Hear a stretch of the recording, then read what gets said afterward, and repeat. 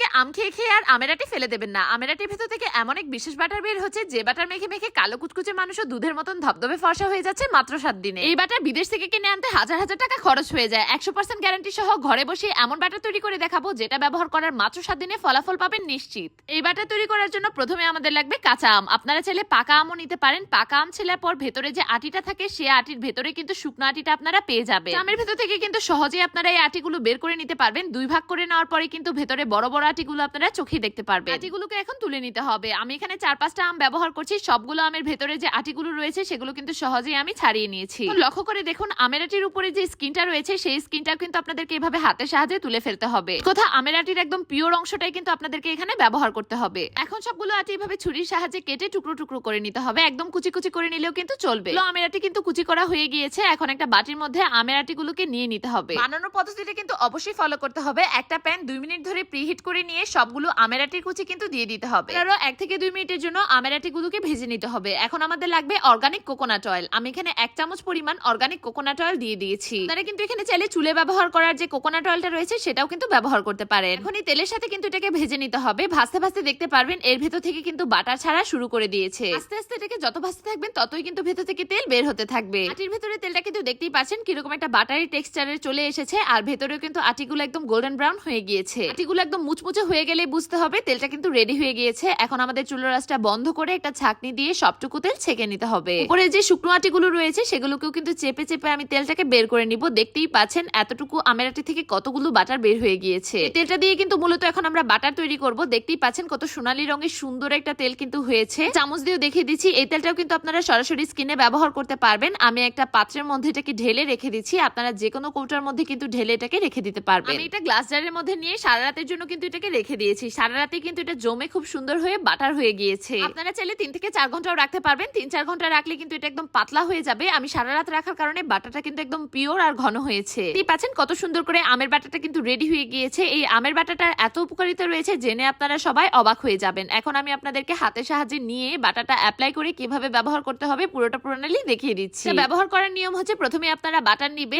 যে কোনো জায়গায় এটাকে ব্যবহার করতে পারবেন। আপনারা হ্যান্ড ক্রিম অথবা মুখে লাগানোর জন্য যতটুকু ক্রিম হিসেবে ব্যবহার করেন ততটুকু বাটারই কিন্তু নিবেন এবং যে স্কিনে আপনারা লাগাতে চান সেই জায়গাগুলোতে লাগিয়ে নিবেন। অবশ্যই দিনে একবার ব্যবহার করতে হবে। শীতের দিনে কিন্তু আপনারা রাতে ঘুমাতে যাওয়ার আগে ব্যবহার করতে পারেন। আর গরমের দিনে আপনারা গোসলের আগে ব্যবহার করে গোসলের সময়টাকে ধুয়ে ফেলতে পারেন। আপনারা টানা 7 দিন ব্যবহার করলেই কিন্তু নিজের চোখে ফলাফল দেখতে পারবেন। ছেলে এবং মেয়ে উভয় কিন্তু এটা ব্যবহার করতে পারবেন। মোট কথা শরীরের সকল অংশে কিন্তু এটা ব্যবহার করতে পারবেন। ফুল বডি ফর্সা করার জন্য এবং সুন্দর রাখার জন্য কিন্তু এই বাটারটার কোনো জুড়ি নেই। দেশের কান্ট্রিগুলোতে কিন্তু বিদেশিরা এসব বাটারই ব্যবহার করে তাদের স্কিনকে সুন্দর রাখে সব সময়। দেরি না করে আমের আটিগুলো